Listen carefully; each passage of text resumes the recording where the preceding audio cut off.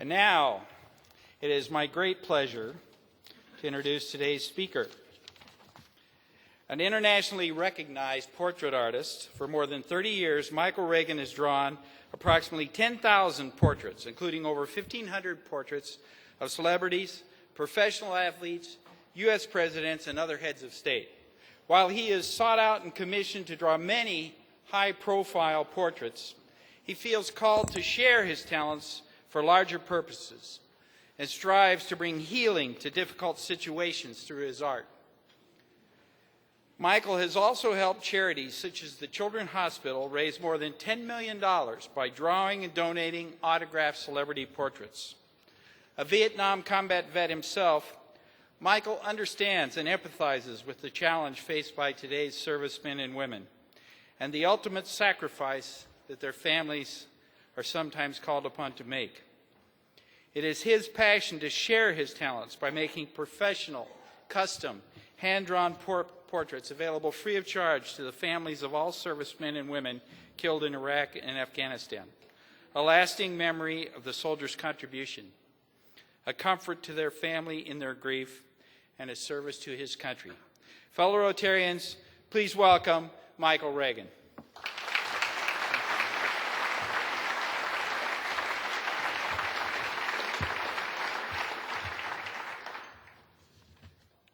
I was going to introduce myself before I get into this talk, but I think that you did a great job.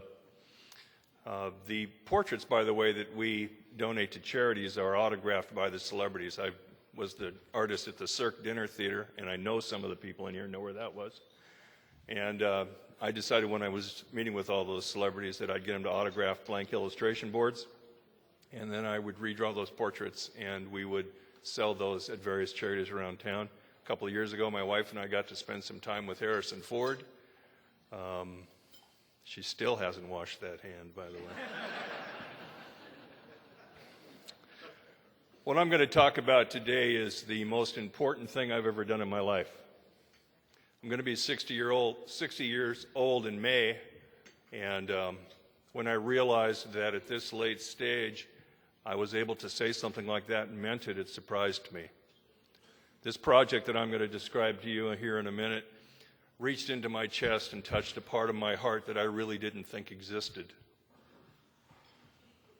I found myself coming back from Vietnam, and I had a hard time for a few years just being able to feel.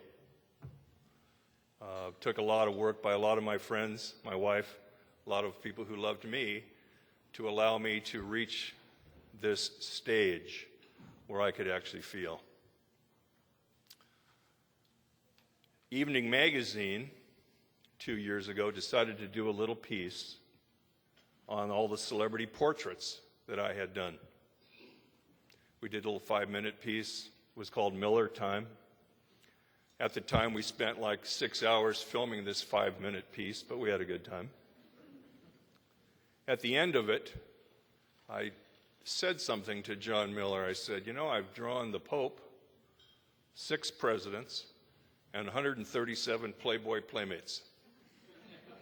John said to me, he said, I guess that about does it all for you. And I said, yep, that was it. That piece made it into the Evening Magazine piece. I believe that piece is why then the next day it was distributed around the country. I believe that that comment is why I'm standing up here today. 2 days after that piece aired and across the country, I got a call from a young woman in Boise, Idaho. Her name was Sharice Johnson. She said to me, she said, how much would you charge me to do a portrait of my husband? Now, of course, as an artist, and when I graduated from Burnley, I was known as the only commercial artist getting out of art school that year. I thought to myself, wow, some national exposure. I was going to make some money off some commissions. This was pretty great. The next thing she said was, he died last year in Iraq. Well, being a Vietnam veteran, I couldn't charge her. And I said, just send me the picture of your husband, Michael. And I felt very good about that. Little did I know what that comment was going to do to change my life. Extremely changed my life. She sent me the picture of Michael. I did the portrait. I sent it back to Boise with a nice letter. I believed that I had done a nice thing. About 5 or 6 days later, my wife and I were driving out, believe it or not, for me to get a haircut.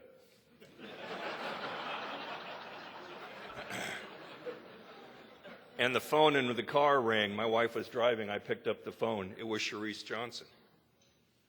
She said she had just opened the envelope. Pardon me. And she said she saw her husband. She said that for the past year, friends of hers had tried to help her get over that bump, that grief bump, and she wasn't able to do it. And she said that picture by itself gave her something to focus on. She spoke for 20 minutes because I couldn't. When she hung up the phone, I looked at my wife and I said, we need to do them all. My wife said, of course, how are we going to do that? At the time, I was employed as the Trademarks and Licensing Director, the artist for the Huskies. I did not design the new dog logo. I designed the one before it. Important. Remember I said that. I said, we need to do them all. She said, how are we going to do that? I said, I have no idea. But I said, this was too important. Something has just happened to me, and I need to do this. Cherise Johnson and Michael Johnson were number 1. This morning I finished number 550.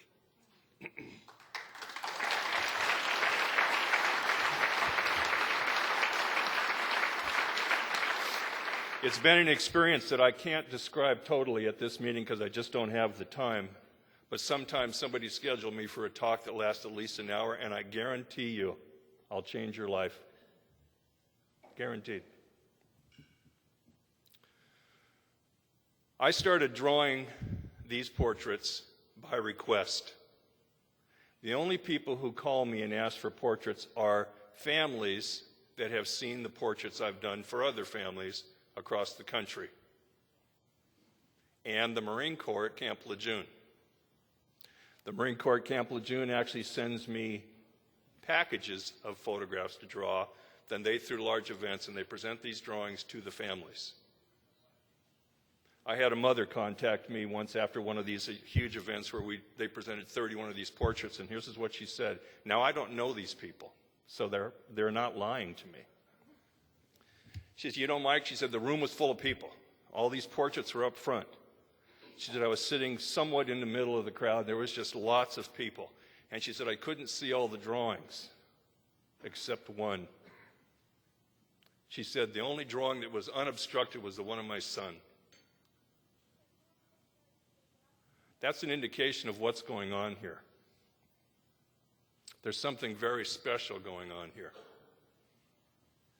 I have a poem that I'm going to try and get through. And I try and do this every time I give this talk, so keep your fingers crossed.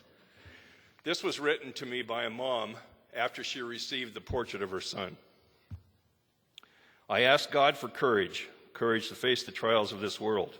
I waited patiently, but I heard not a word. I asked God for strength so I could face every day. I listened and listened, but not a word did he say. I asked God for wisdom and waited for the reply. Oh, the silence was deafening, so I let it slide by. Then I asked for serenity and some love I could hold, just a small piece of heaven, things more precious than gold. Every night I would pray faithfully without doubt for all of these things that I wanted till my faith had run out. Then I woke up this morning and I could clearly see he had given me all these things and more when he introduced you to me.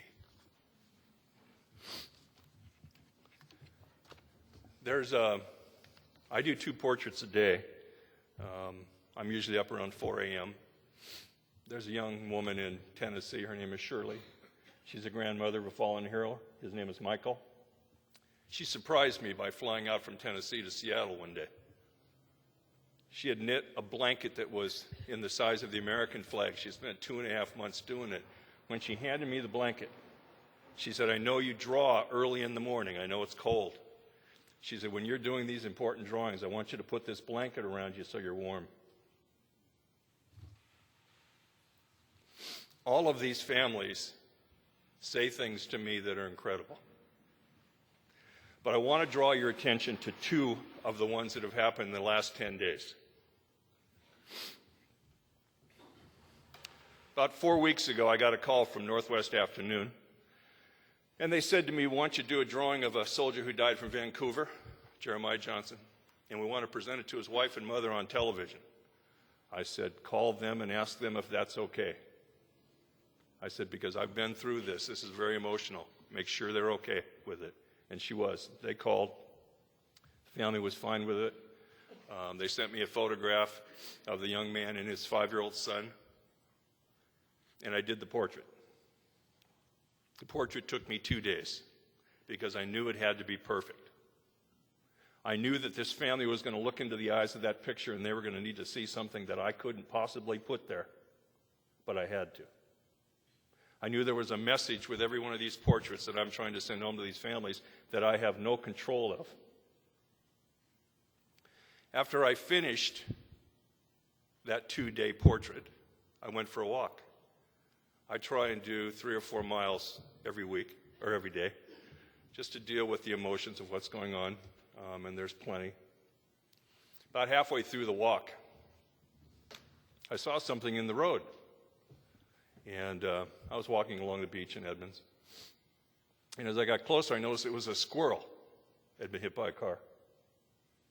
Everyday deal. I mean, they don't get out of the street. That's what happens. But I didn't want to look at it. I was in this other space. I couldn't help myself. I looked down and I noticed that the squirrel's eyes were closed. I knew it was dead. And all of a sudden in my mind, I realized that its spirit was gone. That's what was missing in that squirrel. And I started crying. I'm sure the neighbors were looking there. Here's this guy walking on the street crying his eyes out. But what I was crying for wasn't so much the death of the squirrel. It was because that's what I'm doing with these drawings. I'm trying to open their eyes. These families who have lost soldiers, husbands, wives, and daughters, and fathers, have lost something so important. And I've taken upon myself to try and give something of that back to them. And I realized that it was the spirit that was missing. These families are mourning and grieving the loss of their family member, but it's the spirit. And so what I was trying to do was give that back to them. I also realized at the same time, the one thing that all the families say that get my portraits is they all say the same thing. When I pulled the portrait out of the envelope, my son was home. There was life in his eyes. His spirit was back in the house. I have a mom and a wife who actually talk to their portraits every day. I have a son in Texas, 5 years old, who pictures hanging outside his bedroom wall. And every time he comes out the door, his mom writes me and tells me this. He looks up at the picture and says, "That's my dad." I was asked by a woman in Virginia to do a drawing one time, and she said, "Could you possibly do the drawing of my son holding his 13-week-old daughter?" I said, "I'd love to, of course." She sent me a bunch of pictures, and none of them were of them together. So I called her, and I said, "I don't see the photograph I'm supposed to work from." She said they never saw each other. I have these brochures that are up here for some of you. The picture's right there. What I did was I drew the father holding the daughter. This is what the woman said. "Thank you for doing this portrait. It means the world to me that you would take the time to do these portraits. Words cannot express how much it meant to me and how much it will mean to his daughter when she is old enough to understand." That means as this young woman gets older, she's going to see this picture of she and her father together, and she will not have missed that opportunity. she can say, that's my dad and me. So I'm trying to put some life back in these families. And all I can do is the gift that God gave me is with these portraits. I do believe that I'm not drawing these portraits alone. I think God is there with me for every these portraits, and I think the spirit of each of these soldiers is there. There's too many times when things like this happen. Following my walk, I framed up the picture for Northwest Afternoon in case anybody missed that show. We were on stage. The presentation was wonderful. They talked about Jeremiah. We talked about a lot of things. And the interviewer looked at the woman and said, is there anything you want to say to Mike? Unscripted. There was a hesitation. And his wife looked at me and put her hand on my shoulder, and she says, thanks for keeping my husband alive. I just had a guy contact me 2 weeks ago, brother of a Vietnam veteran, died 38 years ago, MIA. They just discovered his remains last summer. Gerald King. His brother said, could you do his portrait so we can display the remains and the portrait together? I said, of course. I did this portrait from the photograph he sent me, and for some reason I moved it up in line because I do first come, first serve usually, but I had to do this portrait. I sent it in the mail last Friday. Now, before I go to bed every night, I open up my emails because families of the soldiers I've worked with call me or write me usually late at night because that's when they're up. And I got an email from Gerald's brother, and he said to me, and I'll paraphrase a little bit, he says, you know, I got up this morning and it's my brother's birthday. He says, the worst day of the year for me. He says, ever since the day he died, he said, I just can't even get through this day. He says, it's horrible. And he went on telling me how bad it was. Second paragraph. An hour after I got up, I went out and got the mail. He said, in the mail was your portrait of my brother. He said, it's now made my day better. He says, I can see and talk to my brother. I didn't know it was his brother's birthday. I just mailed the envelope. It just happened to arrive on his birthday. I'm going to ask for questions here in a second, but I wanted to finish with one piece because I have the time. It'll only take a couple of minutes, and then I can answer any questions you want. And if you don't ask questions, I have more stories. I'm drawing a picture at home right now. I started this morning before I came down. I'm going to finish it this afternoon when I get home. Lance Corporal Brian Nicholas Taylor died in 2006. His mother sent me this. I just got this photograph a couple days ago. I did not intend to bring this to this meeting, but I'm going to read what Brian Nicholas wrote, because I think he died for this country. You guys have to hear this. It says, from Brian's heart, I am a Marine. Some people love us, others hate us. We're all from different homes, lives, etc., so why judge us all as a whole when we are not alike? I am proud of what I do and to serve the country that I do. We are here for you and your families.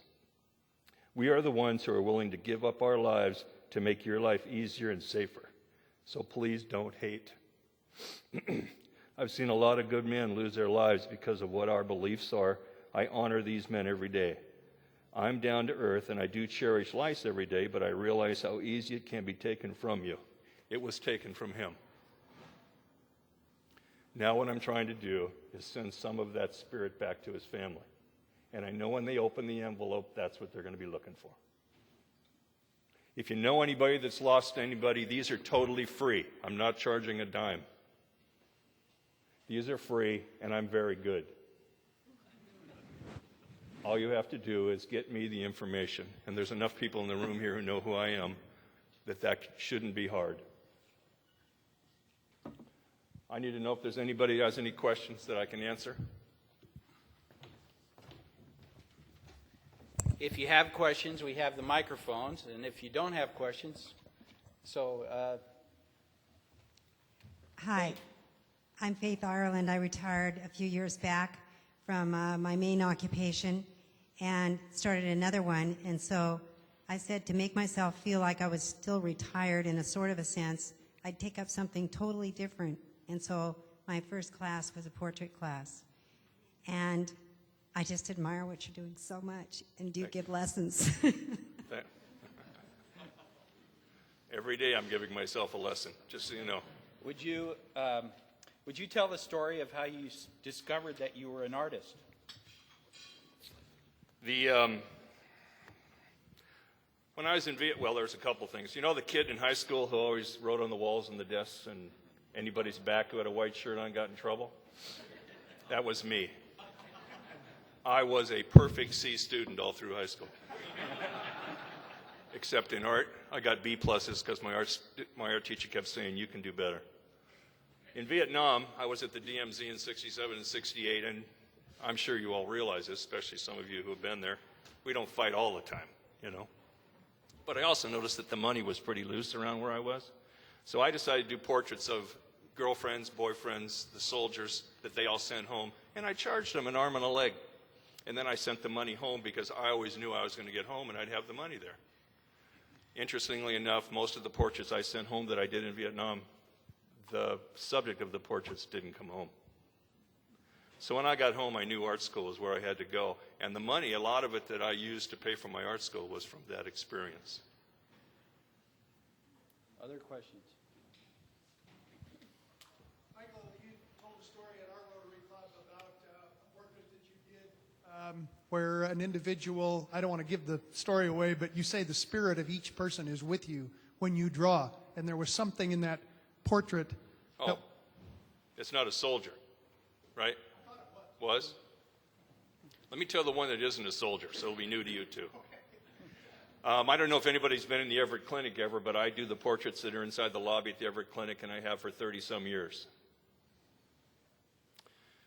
I got a call one day, we were watching the news on a Tuesday night, and I noticed that a Dr. Wimpy had died in a car crash in Olympia, drunk on the wrong side of the road, killed him and his whole family.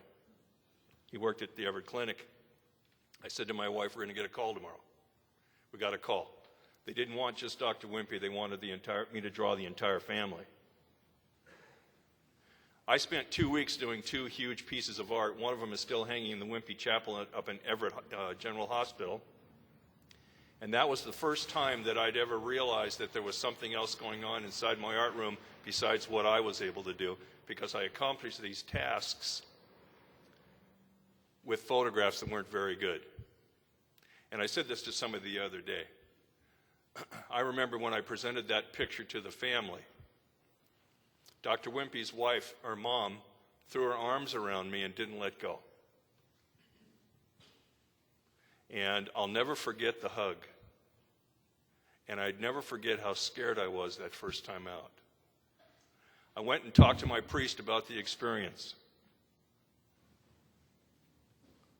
He told me what it was in simple terms. He said, that's what love is. So that place in my heart that I said that I reached that I didn't know that I'd ever get to, I didn't even really realize I had it, is unconditional love. Believe me when I tell you something about unconditional love, and some of you I'm sure feel it.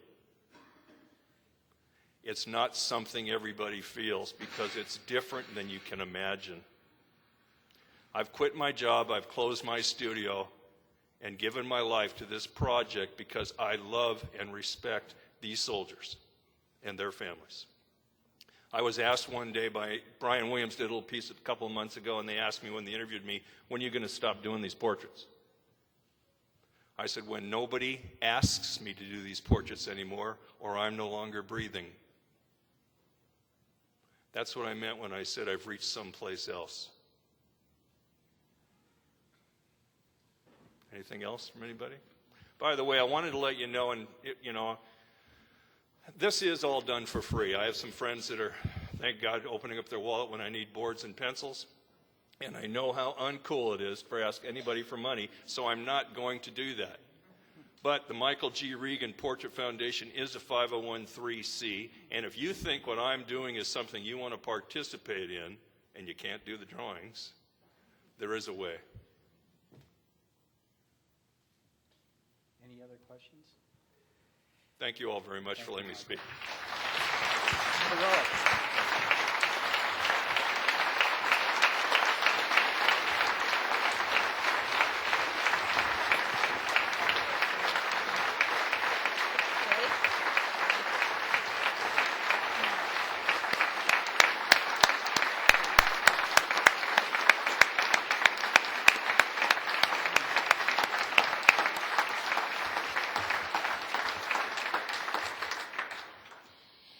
standing. As a tribute, we'd like you to take out your purple sheets again and look at the second verse, and let's sing it to him.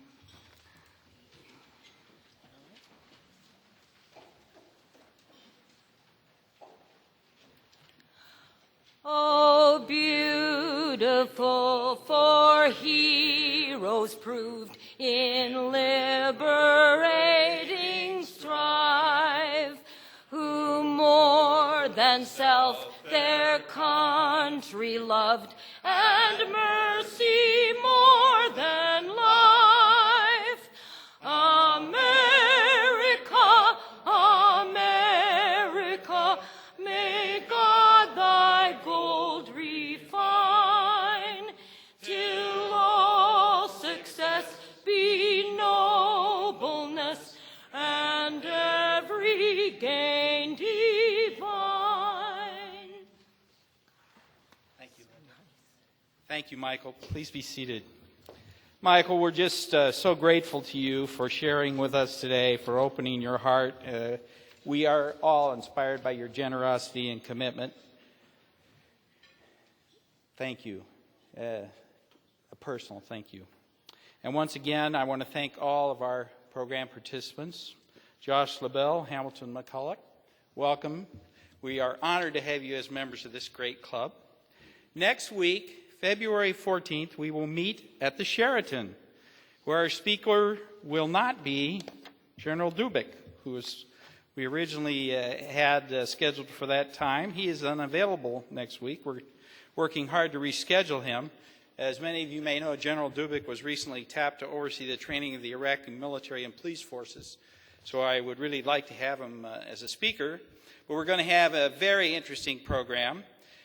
Jack Hammond he's an author who's written a book on American soil, POWs in Seattle. And I understand that it's a very good program, so I hope you'll be here.